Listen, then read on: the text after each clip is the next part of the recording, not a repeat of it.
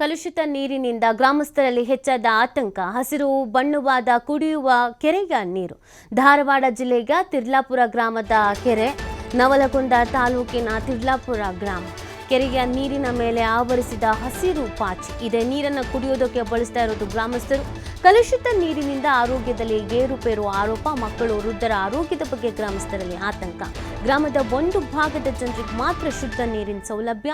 ಮಳೆಯ ಕೊರತೆಯಿಂದ ಬದಲಾಗದ ಕೆರೆಯ ನೀರು. ಕೆರೆ ಸ್ವಚ್ಛಗೊಳಿಸುವಂತೆ ಗ್ರಾಮಸ್ಥರ ಆಗ್ರಹ.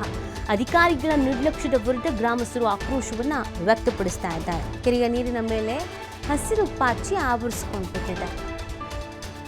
ಇದೇ ನೀರನ್ನು ಕುಡಿಯೋದಕ್ಕೆ ಗ್ರಾಮಸ್ಥರು ಬಳಕೆ ಮಾಡ್ಕೊಳ್ತಾ ಇದ್ದಾರೆ.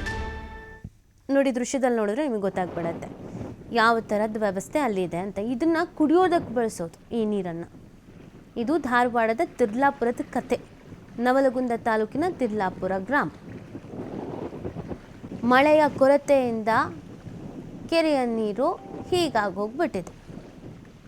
ಕೆರೆನಾದರೂ ಸ್ವಚ್ಛ ಮಾಡಿಸಿ ಅಂತಂದರೆ ಅದ್ರ ಬಗ್ಗೆನೂ ಯಾರೂ ಮಾತಾಡ್ತಾ ಇಲ್ಲ.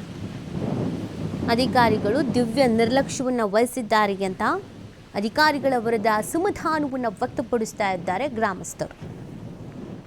ಯಾವಾಗ ಸರಿ ಮಾಡ್ತೀರಾ, ಯಾವಾಗ ವ್ಯವಸ್ಥೆ ಮಾಡ್ತೀರಾ ಅಂತ ಕೇಳ್ತಾ ಇದ್ದಾರೆ.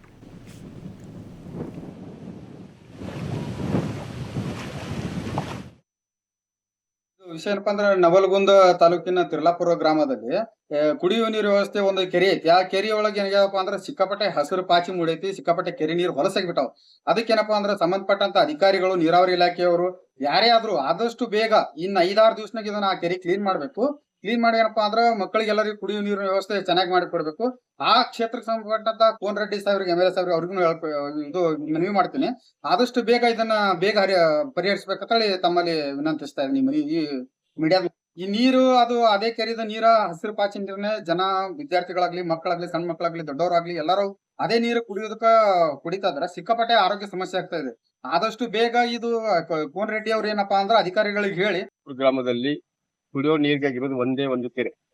ಆ ಕೆರೆ ನೀರು ಸಂಪೂರ್ಣ ಹಸಿರು ಬಣ್ಣ ತಿರುಗಿ ಕೆರೆ ಸುತ್ತಲೂ ಪಾಚಿ, ಗಿಡ ಗಂಟಿ ಬೆಳೆದು ಒಂದು ರೀತಿ ಅಸಹ್ಯಕರ ವಾತಾವರಣ ಆಗಿದ್ದಲ್ಲದೆ ನೀರು ಕುಡಿಯೋದಲ್ಲ, ಮುಟ್ಲಿಕ್ಕೂ ಕೂಡ ಮನಸ್ಸು ಮಾಡದಂತ ವಾತಾವರಣ ನಿರ್ಮಾಣ ಆಗಿದ್ದು ಕೂಡ ಸಂಬಂಧಪಟ್ಟ ನೀರಾವರಿ ಇಲಾಖೆ ಅಥವಾ ತಾಲೂಕು ಆಡಳಿತ ಅಥವಾ ಜಿಲ್ಲಾ ಪಂಚಾಯತ್ ಗಮನ ಹರಿಸದೆ ಹೋದ್ರೆ ನಾಳೆ ಅಕಸ್ಮಾತ್ ಏನಾದ್ರೂ ಸಾರ್ವಜನಿಕರಿಗೆ ತೊಂದರೆ, ಅದೇ ಆರೋಗ್ಯ ತೊಂದರೆ ಆಗ್ಬಿಟ್ಟು ಏನಾದ್ರೂ ಅನಾಹುತ ಆಗ್ಬಿಟ್ರೆ who is take the responsibility?